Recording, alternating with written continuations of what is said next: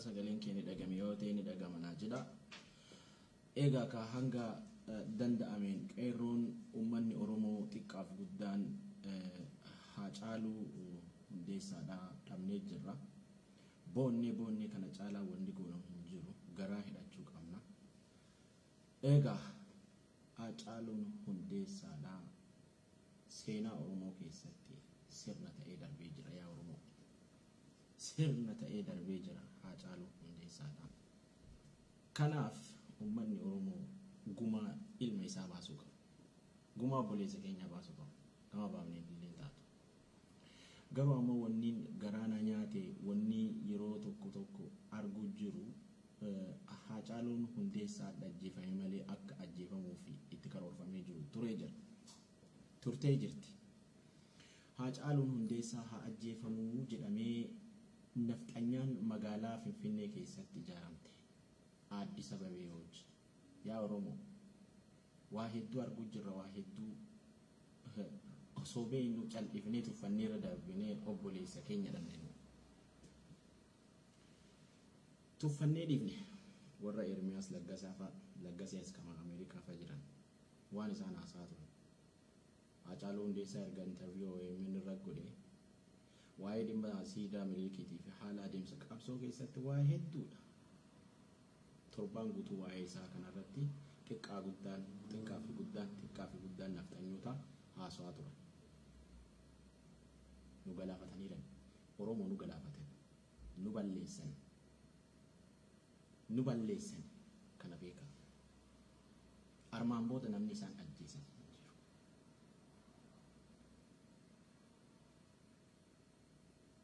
Nadhii gammadaa dhadhamne.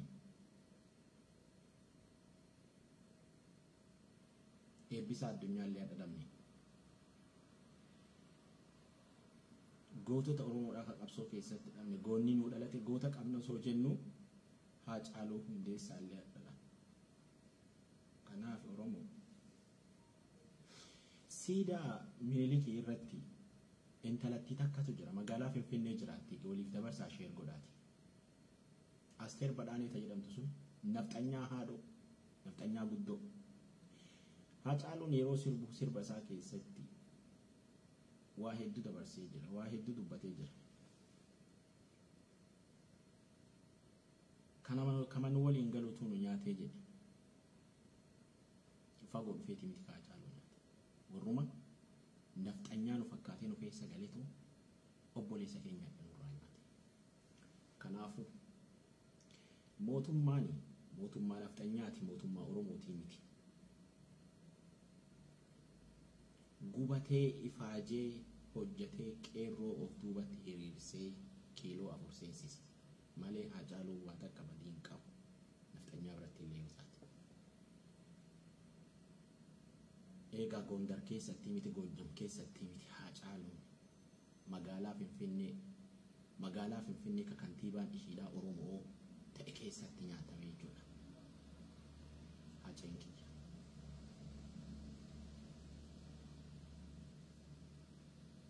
Magaalaa kantiibummaan sadarkaa beeytanii ka ilma Oromoon hoogganamu jedhamu keessatti Haacaaluun nyaatame.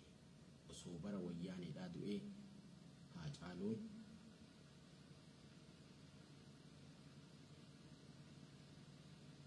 natti dhagahamu ture.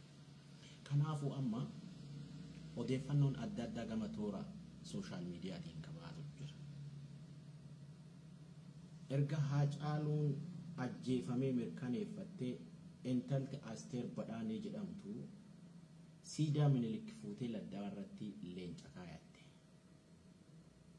Siidaa Minilik fuutee isa biratti leenca keette.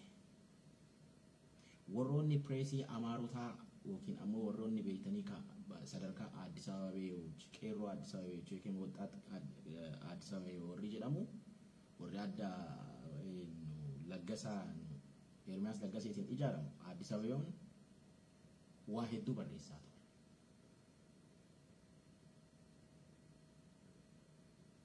Mootummaan nuu qabee beektee ka mootummaan waan akkasiisanitti gama seeraatiin dhiyeessan jennu dhiigaan baafanna malee. Dhiigaan baafanna.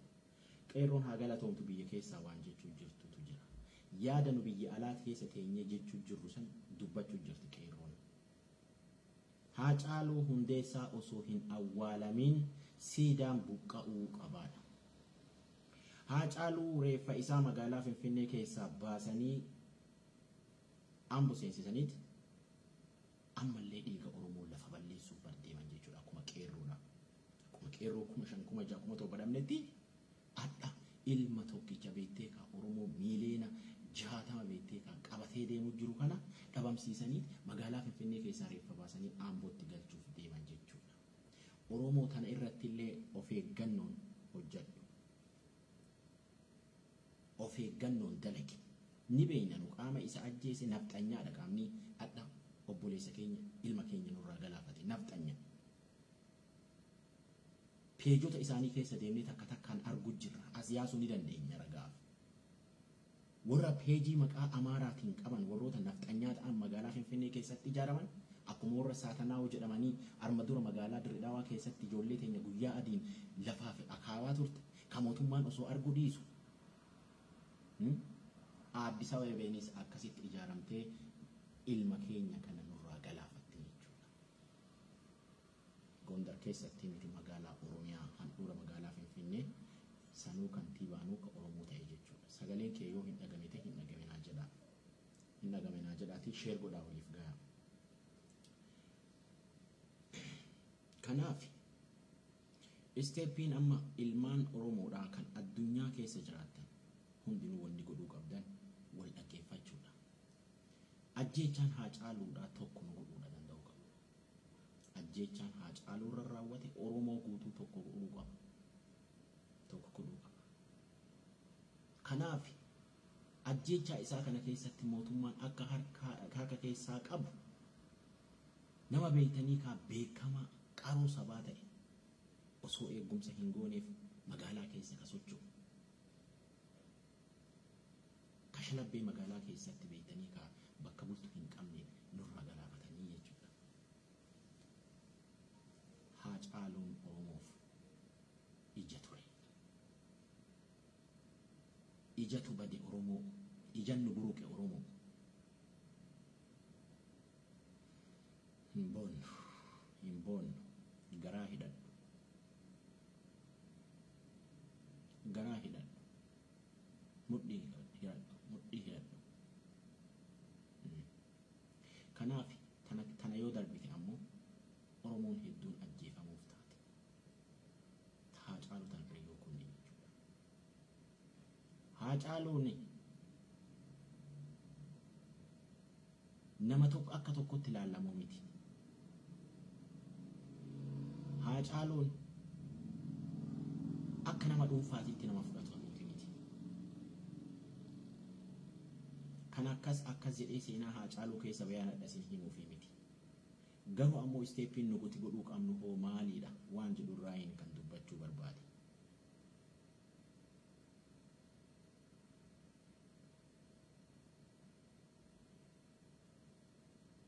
Kanaaf dhiiga Haacaaluu deebisuuf, dhiiga Haacaaluu baasuuf qeerroon tiyyata magaalaa Oromiyaa keessatti argamtan hundi keessanuu ijjannoo barbaachisu fudhachuudha malee ardha goommaa fuunee karaa irratti gubanii karaa irratti maal jedhee karaa cufuu miti.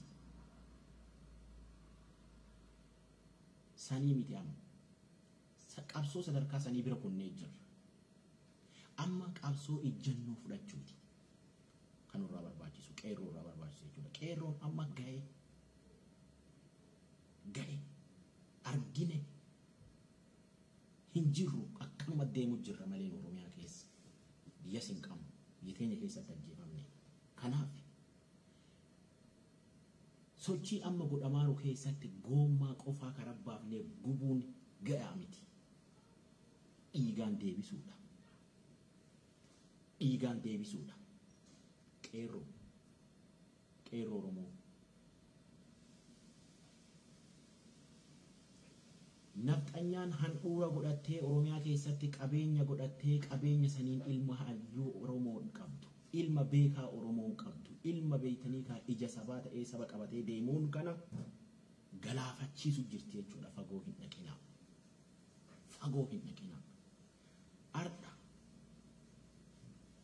Asteer badhaanedhaa waan ishii duuba jiru paawurisan abdatteeti malee ishiin as baatee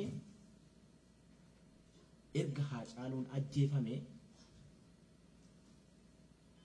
siidaa Minilikii irratti leenca gooteet alaabaa isa arungaadee bicaa qayyi nafxanyaan jettu san kaayatte. Ragaan kanaa achi maaltu barbaachisa? Yaa Oromoo bakka beennaa bar akka beennaa bar waan beektanii kaa ijjannoo irra fudhachuu qabnu ijjannoo fudhannee Oromoon har'a beektanii kaa gatii ofii gatii keenya kennuu qabnu. Dhiiga daa'ima kan mucaa kanaa baasuu qabnu. Dhiiga Haacaaluu baasuu qabnu. Dhiigni daa'imman kaleessa osoo dhumattuu osoo beektanii kaa karaa irratti rasaasaan rukutamtuu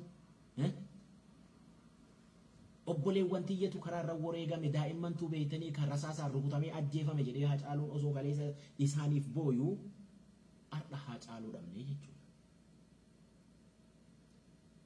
Ajjechaan aartist Daadhii Galaan ka darbe eebba hoteelaa keessa ajjeesanii sanis nafxanyamaan raawwatame. Maaliif sirna Minilikii irratti hojjeta sirna Minilikii darbe sirna Minilikii hin fedhu. Oromoon hundinuu hin feetan hin barbaanne.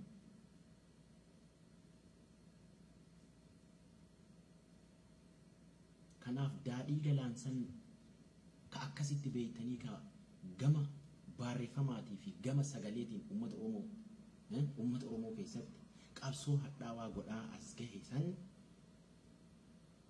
machooftuun bakka eebba beektanii ka hoteelaatitti rasaasaan dhooftee ajjeefte. Mootummaan dhimma san ifaan ifaatti as baasee Daadhii Galaan ajjeese kana illee itti rageessee wanni uummataaf ibse hin jiru. Adhallee akkuma Daadhii Galaan san fuudhee lakki qabee akkas godhe yoo kanuun jedhu yoo taate Oromoo ni fudhattanii hin fudhan.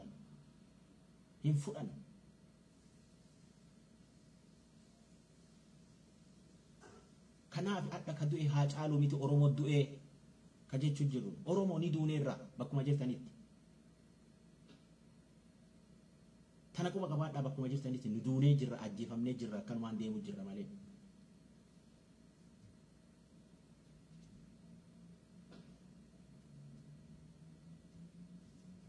Haacaaluun diina beektanii ka diinni kana jedhee sirriitti isin himee jira. Oromoo nu himee jira. Rabbi isaa haalaadhamu.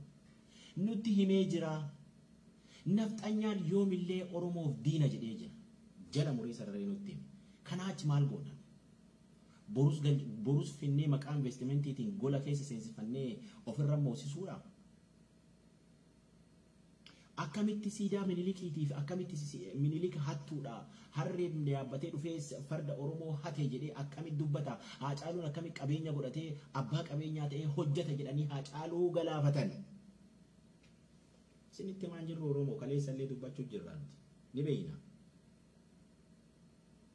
Abbaan qabeenyaa Dinquun Dayyaasi ka beektanii ka Oromoo fi Oromummaa isaatiin ka Oromoo rakkateef Oromoo beektanii ka cinaa dhaabbatu diinni ganamaa galgalas baatee cubbuu fi daba adda addaa shira adda addaatiin dokumentii irra hojjettu karaa irraa balleessuu fi miti Dinquun Dayyaasi. Abbootiin qabeenyaa yeroo ammaa kana meeqa Oromiyaa keessa jiru ka Oromiyaa keessatti akka barbaadanii dalagatan meeqa jiran as baasaa yaa ilmaan Oromoodhaa. Yaa ilmaan Oromoo waan kana laala. Gurbaan kun kaleessa akkas nu godhe jibbiinsallis nurraa qaba. Har'a immoo deebi'ee immoo gama investimentiitiin abbaa qabeenyaa ta'ee hin hojjetu jedhanii faana deemanii ajjeesan Haacaaluu. Faana dhanii ajjeesan.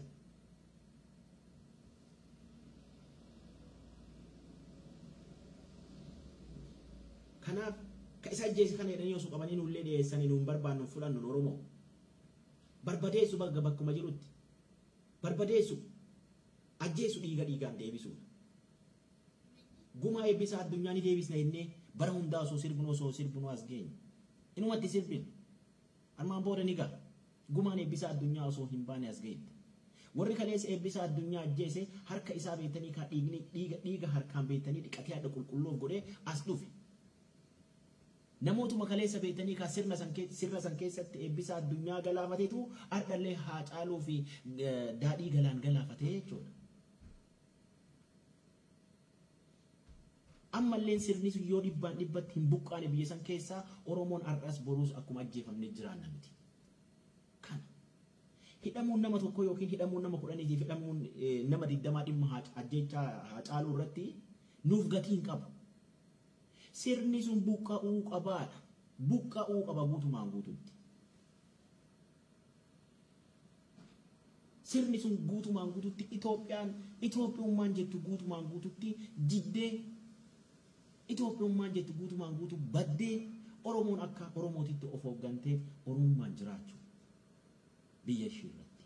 Kanaa alatti Oromoo yeroo hundaa akkuma boonneetti jiraanna nuti. Waggaa 27 achitti illee waggaa 150 kanatti illee osoo kana osoo dubbatu Haacaaluunis ajjechaan isarra raawwatame jechuudha.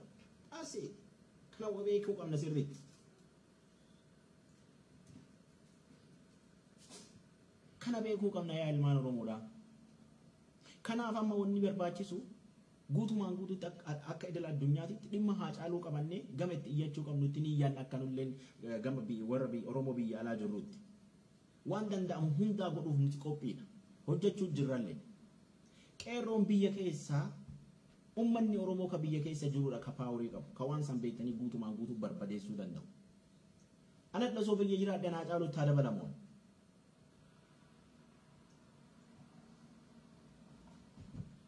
Kanaaf paaworiin Oromoon biyya alaa wanni isaan godhanillee ni jiru. Garuu ammoo akka qeerroon biyya keessa jirtu Oromoon biyya keessa jiran akkaataa adeemsa gumaa beektanii ka dhiiga ilma keenyaa kan itti deebisuudha. Paaworii ka qabu qeerroof Oromoo biyya keessaati jechuu jirra nuti. Boonne hin dandeenye si wajjin osoo boonnee fi inni dhagaa darbanne nuu caba.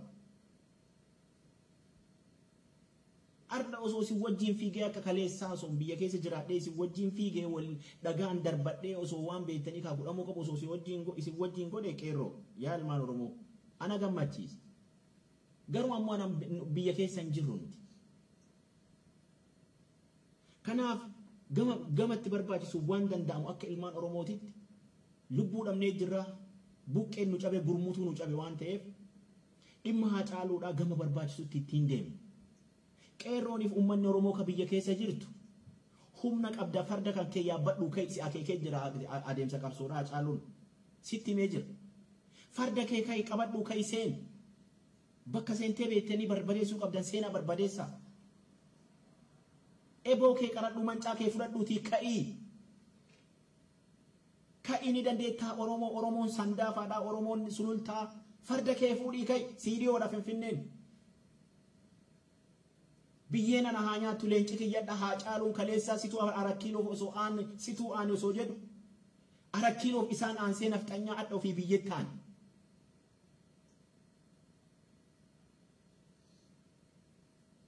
Adda ofii isaatii biyyettaanee jechuudha. Isaan arakkiiloof aansee.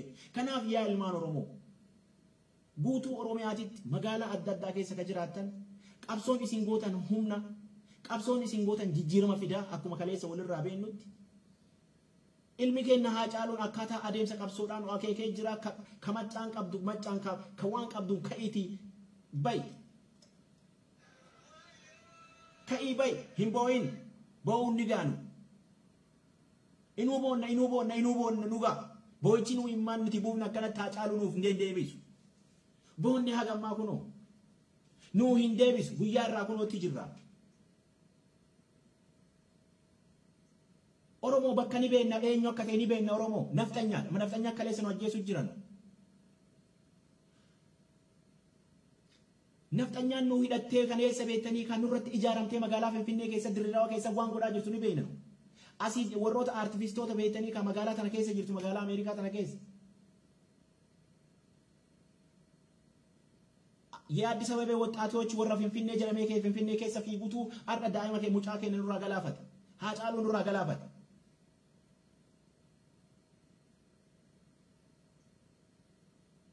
ኦሮሞን ሁምነ ሳቲ ኢቲ ፈየደሜ ጉማ ቤተኒ ካዲጋ ሃጫሉ ዮ ሂምባብነ ኑቲ ሞቱማን ጉማን ውባሰን ጀኑ ሞቱማ ካም Qabsoon Oromoo kan waggaa hedduu godhaa ture siidaan Miniliki magaalaa Finfinnee keessa haa ka'u osoo jettu barattoonni yuunivarsiitiidhaan attis geeni. Siidaan gabroonfataadhaa magaalaa Finfinnee keessa haa ka'udha. Qabsoon silaa godhaa ture. Haacaaluun illee kan jechuu ture kanuma. Siidaan sun hin ka'u situ addunyaa kanarraa ka'ee badaa jedhaniitiin akkasitti ilma keenya nurraa galaafatan.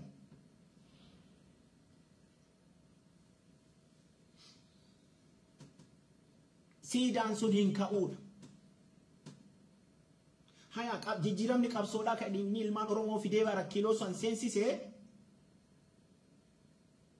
gad deebi'ee siidaa san maandhuura magaalaa Finfinnee keessaa kaasuu miti tolchee bareechisee lafee waliin qabee kiiloo seensifate. Kiiloo naqatee jechuudha.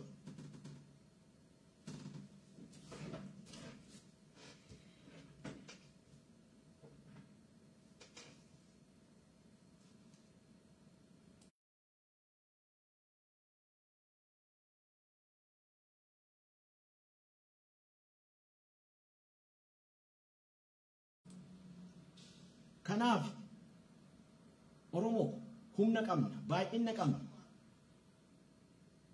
Eenyuufillee nuti nu geenya nuti. Kanaaf ammallee mootummaa wanni inni godhu akkamitti ajjeechaa Haacaaluutiif ijjannoo kana fudhattan jedhee ammallee Oromoo hedduu ajjeesuuf deemu waraanni Abiyyi.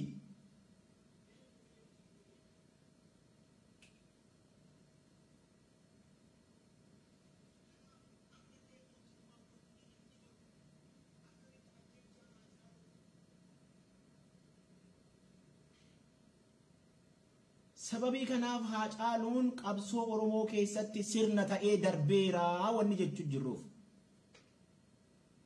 Eenyullee hin dagatu. Eenyullee hin raafatu.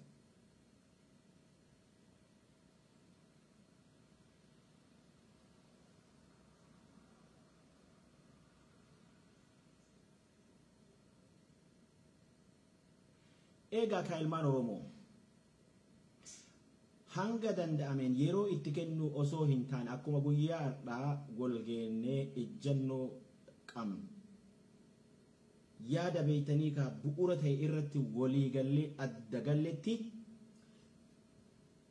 akka addunyaa guutuutti dhimma ilma keenya obboleessa keenya Haacaaluu kana bakkaan haa geenyu.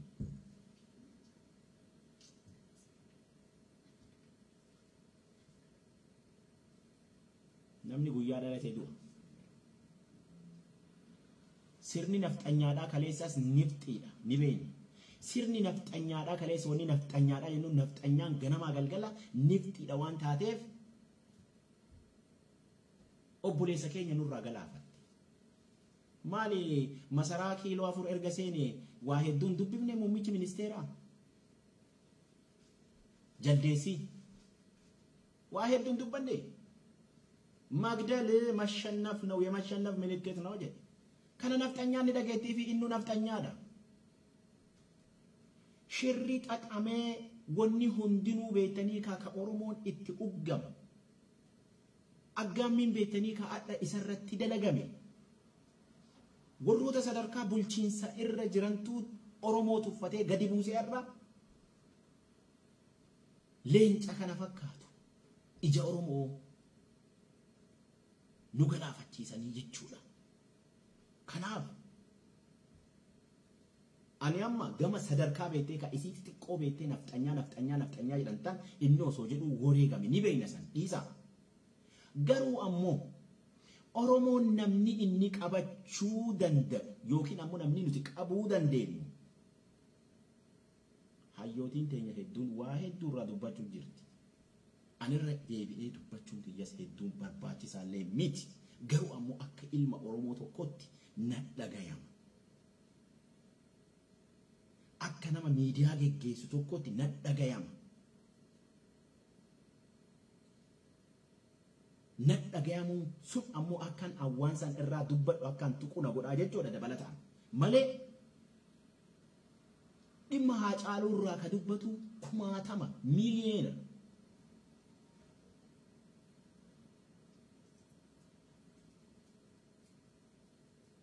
Dhimma Haacaaluu irraa ka dubbatu Oromoo miiliyoona 60.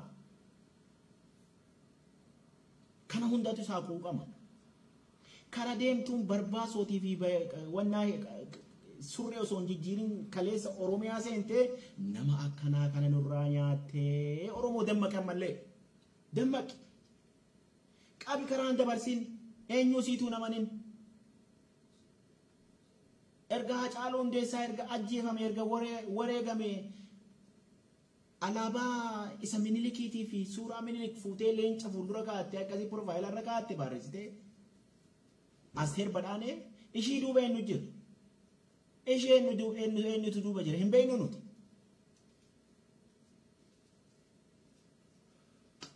kanaaf Oromoo kan nu ajjeesisaa jirulleen siraata beeytanii kan hafxanyaan amma ittiin buluu jirtu. Barruuf balachuu hin qabdu wanni an jechuu jiru. Barruuf balachuu illee hin qabdu. Bifuma takka sirnicha nafxanyaa ka Oromiyaa keessatti beeytanii kan gadi diriirfamee ganamaa galgala ilmi Oromoo ittiin ajjeefamu san. Sirna san ammoo ka hoogganu jiru biltsiginna. Sirna san ka hoogganu jiru biltsiginna. Wayyaanee miti kan nu nyaate biltsiginnan nu nyaate Haacaaluu. Biltsiginnan nu nyaate. Biltsiginnaa ka hoogganu tokkoffaa Abiyyi Ahimadiiti. Engadda Abiyyi Ahimadi raayyaa ittisa biyyaa fuudhee እንደዚህ ካላረጋችሁ እንደዚህ ካልሆናችሁ እንደዚህ ይሆናል ጀዴ ፎከራ ሁንዳሳን የሆንልስ ኦሮሞ ነው አርጎች እንጅሩ ማወል ማን በይናሚ ኒ በይናሚ ኦሮሞ በቃ ማሊፍ ገሌ ረፍነሬ ማሊፍ ገሌ ጨልጅና ኤጋ ቄሮ ከሌሳ Haacaaluun isi ወንወጂን ቀብሳው ቱሬ ከበይተኒካ ኦሶ ሂምቤኪን ወሪ አማ ብጽግነት ደበላምተኔ ይልታን ቄሮን Arraan isin qabdan akka Oromootiif akka Oromummaatitti illee akkuma ka obboleessa keenyaa kana ta'a jechuudha. Kanaaf biltsiginnaan kaleessas isinitti himuu turre ni beektan illee harcaatii harka dhiigaa tabara beeytanii ka mallasaa irraa as hafte ka ulee diinaa qabatee Oromoo kutaa hunda keessa deemee ilmaan Oromoo ajjeesisiisuu jiru. Dhiiga san daandii irraa miliqsuuf jecha ODP'n as dhuftee waa hunda balleessitee biltsiginnaa of goote. Kanaafuu Oromoon har'as taanaan kaleessi seenaa kaleessa irraa qabanii fi seenaa addarraalleen ammalleen ka dabalachuu jiran itti gaafatamummaa seenaa jalaa hin bayanii jechuudha. Itti gaafatamummaa seenaa jalaa hin baatu mannitu. Kanaaf yaa ilmaan Oromoo hedduu dubbannee hedduu boonnee obboleessa keenya deebisuu hin dandeenye. Obboleessi keenya nurraa wareegamee jira. Kanaaf Haacaaluun seenaa Oromoo keessatti sirna ta'ee darbeera wanni jenneef. Anis gama kootiin yaada hanga qabu dabarfadhee jira. Sagantaan galgala isiniif darbe hawaasa Oromoo magaalaa Edmonton biyya Kanaadaa irraa isinii tamsaasuu ture irree miidiyaa. Kanaaf hanga danda'ameen annilleen waan odeeffannoo barbaachisu hayyootaa fi beektota asirratti affeeree isiniif dhiyeessaa irree miidiyaa sheer godhaatiif waliif dabarsaa. Egaa ka Rabbiin obsaa fi jajjabina hunda keenyaaf nuuf haa kennu. Egaa dhiiga obboleessa keenya ilma keenyaa kana dhiigaan deebifna waan ta'eef sirnichaa fi adeemsa qabsoodhaan nu barsiisee jira, nutti akeekee jira, daandii nuuf godhee jira. Eenyuun akka beeytanii ka Haacaaluu lubbuu baase ni beeyna eenyus himatee jira. Kanaafuu mataa keenya gadi qabannee tanas irra dabarree nafxanyaan kabiraas nurraa fuuti waan ta'eef amma kanarraa eeganuma kanarraa nu biraa halkanii eegaa biyyatti guyyaadhaa Haacaaluun nurraa wareegamee jira. Qabsoo hadhooftuu qabsoo bara dheeraa ka onnee hawaasa Oromoo keessaa hin buqqaane hin banne galaana yaa'ee hin dhumanne ta'ee Haacaaluun Oromoo miiliyoona 60 keessatti yaadatamaa jechuudha. Oromoo miiliyoona keessatti galaana yaa'ee hin dhumne ta'ee Haacaaluun nu keessa jira jechuudha. Kanaaf boo'uun hanga qaba, gadduunis hanga qaba. Garuu ammoo akkam goonaa akkamiin deebifna dhiiga ilma keenyaa kan akkamiin deebifna. Haacaaluun duuti Oromoodhaa Haacaaluu irra dhaabbattee duuti Oromoo Haacaluu irratti nigaa jedhamtee kan waggaa 5-7 kana Oromoon itti wareegamaa ture, daa'imman Oromoo itti dhumaa turte, abbootiin haadholiin teenya itti wareegamaa turte saniif sababa ta'ee Oromoon akka bilisa baatu, sirni nafxanyaas akka harca'u, Itoophiyaanis akka jiddu ilmaan Oromoo kanarratti hojjechuu qabdanii jechuudha. Kanuma dhaamsi kiyya. Egaa nagageeffachuu keessaniif galatooma waliif dabarsaa. Sagantaa kana qopheessee kan isiniif dhiyeessaa nama murteessaa Ajeetii irree miidiyaa irraa galatooma.